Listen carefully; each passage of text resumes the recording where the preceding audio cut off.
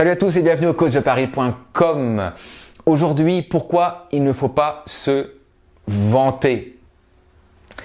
Bon, vaste sujet, vaste thématique. Beaucoup de femmes m'ont dit ce mec était un vantard, ce mec parlait trop, ce mec a confondu date avec entretien CV. J'en passe et des meilleurs. La séduction, vous savez, c'est une école souvent d'humilité et de simplicité. On appelle ça less is more, ce qui est simple et juste et bon. Il y a un proverbe iranien qui dit il ne faut pas mettre du sucre sur le miel. Cette image, allégorie du sucre sur le miel raconte beaucoup de choses sur ce que reprochent les femmes aux hommes, c'est-à-dire leur capacité à être des vantards, alors qu'en définitive la séduction, vous vous rappelez, c'est une école justement de la découverte avec l'autre et laisser l'autre venir à vous. Par exemple, je donne un exemple très concret. Quand je vois une femme que je rencard, je ne dis jamais, par exemple, pour me vanter que je suis allé il y a 1 an à Bali. Je vais pas dire, si elle me dit, tiens, t'es allé où en vacances? Je suis pas allé à Bali. Je dis, bah oui, je suis parti en vacances à l'étranger. Bon, déjà, c'est une réponse, mais elle est ouverte. Donc la femme se dit, mais où? Je suis parti en Asie. Ah oui, mais j'aime bien l'Asie, sympa, mais dans quel domaine? Enfin, dans quelle ville? Je dis, je suis parti à Bali. Vous voyez la différence entre se dire, tiens, je suis allé à Bali, et dire, je suis allé à l'étranger, puis en Asie, et puis finalement, je suis allé à Bali. Vous voyez la façon de procéder? À côté, on a quelqu'un qui est dans la réponse fermée, donc qui ne demande pas de conversation, qui ne favorise pas la conversation, et à côté, une réponse très ouverte, qui est la mienne, en 3 séquences, où j'ai dit à l'étranger, en Asie et à Bali. Le rapport n'est pas le même. Lorsqu'une femme ressent cette réponse, elle s'engage dans la conversation, elle donne de l'intérêt à votre conversation, à ce que vous dites. Et là, effectivement, on peut dire que je me suis pas vanté, j'ai simplement laissé la personne venir à moi pour lui dire où je suis finalement allé. Et donc après, elle en dégage, elle en tire les conséquences et les conclusions qu'elle veut. Mais j'ai été, vous voyez, dans la simplicité du langage, j'ai ouvert la porte au langage.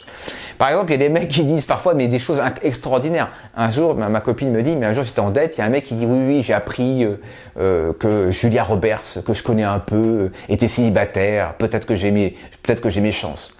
Des choses incroyables, complètement folles, où le mec finalement manque d'univers, manque de richesse intérieure, manque de quelque chose, et a besoin de dire des conneries, des bêtises invraisemblables, et qui l'ont finalement un peu disqualifié. Mais qui peut croire ça? Comment on peut se vanter de dire par exemple que j'ai appris que Julia Roberts était célibataire et que j'avais toutes mes chances? Vous voyez un peu ce type de comportement incroyable parfois de certains hommes qui ont besoin de mettre comme ça du miel, du sucre sur le miel. Un jour, j'étais avec un client, il racontait une histoire, et il me dit, mais Rémi, ce qu'il faut, c'est impressionner. Vous voyez, impressionner, ce que veut dire impressionner? Je lui dis, mais non. Je dis, à mon avis, il vaut mieux être qu'impressionner. Parce qu'impressionner, c'est vers quoi? Impressionner, ça veut dire compenser. Ça veut dire faire du cinéma, faire des choses qui n'ont pas d'intérêt réel pour justement essayer de compenser ce qu'on n'est pas, c'est-à-dire soi-même. Donc avant d'impressionner les femmes, essayez déjà de vous dire qu'est-ce que je suis et qui suis-je? Et suis-je cohérent avec moi-même? Et quelle est ma véritable identité, personnalité? Et cette phrase, je me rappelle bien quand elle m'a dit non, il faut impressionner. Je dis non, je pense qu'il faut être avant tout. Donc, rappelez-vous de cette phrase, soyez. N'impressionnez pas, soyez. Et rappelez-vous qu'en séduction, il vaut mieux être que de paraître.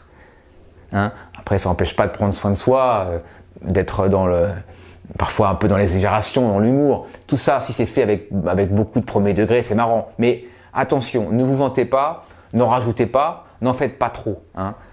Ça peut être requérant, ça peut être, au fond, pas très séduisant.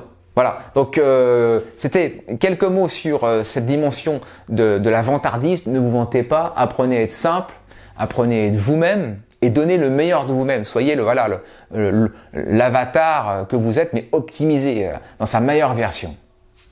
Voilà, c'était quelques mots sur attention à ne pas cultiver la vantardise, mais soyez en tout cas vous-même. Merci pour votre soutien, votre fidélité et je vous dis à bientôt. Salut!